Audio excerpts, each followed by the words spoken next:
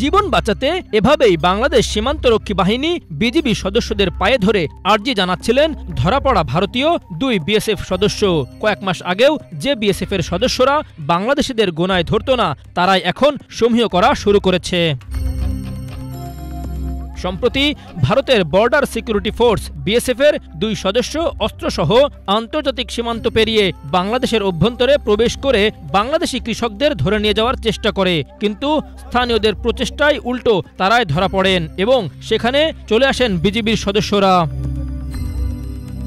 মঙ্গলবার কাতার ভিত্তিক সংবাদ মাধ্যম আল জাজিরার অনুসন্ধানী সাংবাদিক ও মানবাধিকার কর্মী জুলকারনাইন সায়ের খান তার ফেসবুক পেজে এই ঘটনার ফুটেজ প্রকাশ করেন। সেখানে বিস্তারিত লিখেছেন তিনি জানান, এ ঘটনা জানতে পেরেই দ্রুত তার সাথে ঘটনাস্থলের নিকটবর্তী ক্যাম্প থেকে বিজিবির সদস্যরা ছুটে আসেন। সায়ের জানান, সাধারণ জনতা ও বিজিবি সদস্যরা এভাবেই অস্ত্রসহ ধরে ফেলে 2 বিএসএফ জওয়ানকে।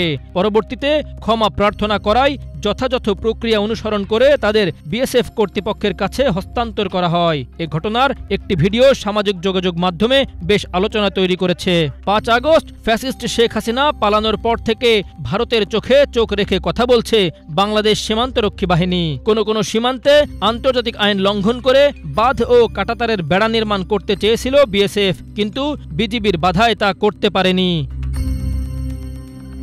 এমনকি সীমান্তে বাংলাদেশি কৃষকদের আতঙ্কে রাখতে কাঁটাতারের বেড়ায় সন্দেহজনক বোতল ঝোলানোর মতো কাজও করেছে বিএসএফ সদস্যরা। আর নিরীহ বাংলাদেশিদের উপর পশুর মতো গুলি করে হত্যা তো থামছেই না। অন্যদিকে পাকিস্তান ও চীন সীমান্তে চরম চাপের মুখে রয়েছে ভারতীয় বাহিনীর সদস্যরা। বিএসএফ সদস্যদের প্রতি তীব্র ক্ষোভ ঢালছেন নেটিজেনরা। তবে এই মুহূর্তে 2 বিএসএফ সদস্যকে ক্ষমা করে তাদের দেশে ফিরিয়ে দিয়ে মানবিকতার অনন্য দৃষ্টান্ত স্থাপন করেছে বর্ডার গার্ড বাংলাদেশ।